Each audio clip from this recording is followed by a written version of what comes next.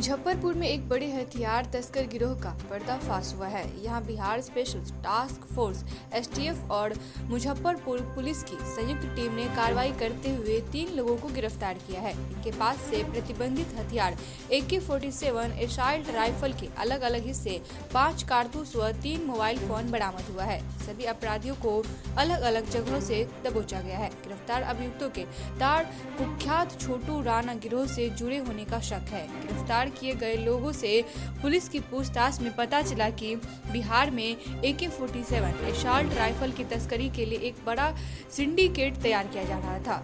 ये गिरोह असम के दीमापुर और नागालैंड जैसे इलाकों से घातक हथियार AK-47 मंगवाता था।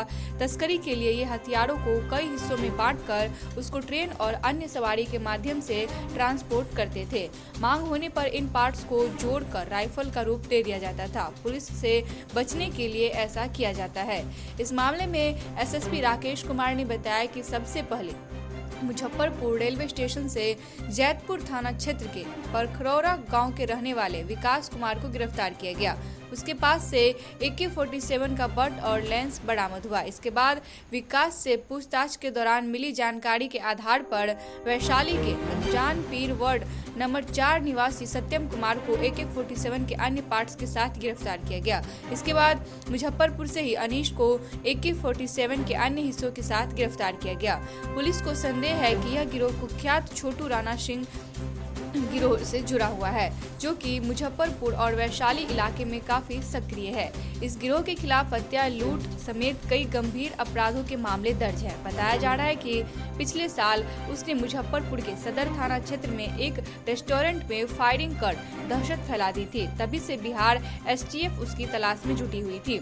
इस गिरफ्तारी को लेकर बिहार STF के लिए बड़ी सफलता मानी जा रही है। पुलिस को उम्मीद है कि इन 3 गिरफ्तारियों से छोटू राणा के गिरोह के बारे में अहम जानकारी मिल सकेगी। पुलिस यह भी पता लगाने की कोशिश कर रही है कि यह गिरोह अब तक कितने हथियारों की तस्करी कर चुका है और ये हथियार कैसे कैसे बेचे गए हैं। पुलिस का कहना है कि फिलहाल जांच जारी है और जल्द ही इस मामले में और भी खुलासे हो सकते हैं। साथ ही फरार छोटू राणा की गिरफ्तारी के लिए भी छापेमारी की जा रही है।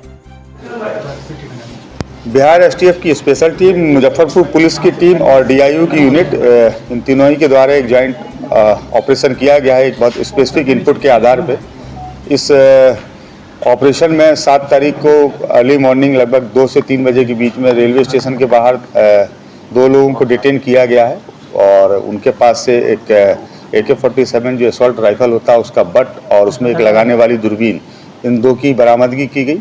जब इन दोनों व्यक्तियों से, जिसमें से एक का नाम विकास है, दूसरे का नाम सत्यम है, दोनों से कड़ाई से पूछताछ की गई तो इनके पूछताछ के आधार पर फकली थाना अंतर्गत एक जगह है मलकौनी, वहाँ पर रेड की गई है। वहाँ पर देवमुनि नामक एक व्यक्ति है जिनकी गिरफ्तारी की गई है और उनकी निशानदेही के आधार पर उनके घर के पास से ही इस AK-47 राइफल को जब्त किया गया है, जो पूरी तरीके से कारगर है और एक ऑटोमेटिक वेपन है।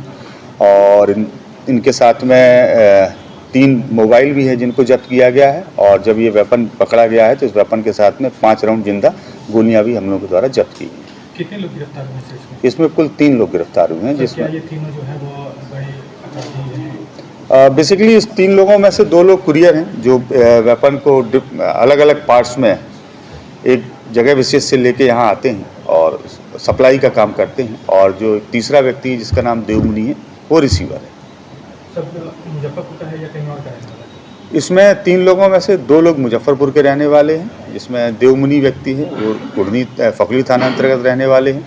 विकास नामक जो अपराधकर्मी है वो जैतपुर का रहने वाला है और जो तीसरा सत्यम है वो वैशाली जिले के टाउन थाने का रहने वाला है। सर, जो हथियार बरामद हुआ है, क्या हाल के दिनों में ऐसी कोई घटना में उस हथियार को प्रयुक्त किया गया है? अभी हम लोग उसमें इंटरोगेशन कर रहे हैं। अब चूँकि अनुसंधान बाधित नहीं हुई, इसलिए बहुत सारी चीज़ें अभी डिस्क्लोज करना उचित नहीं है। लेकिन जैसे ही इसमें हम लोगों का काम कंप्लीट हो जाएगा या और फर्दर फैक्ट्स कुछ ऐसे आएंगे तो आप लोगों के साथ हम लोग शेयर करेंगे।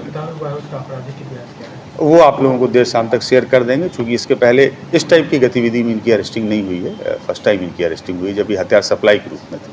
बाकी हम लोग दूसरे जिलों से डिटेल्स ले रहे हैं।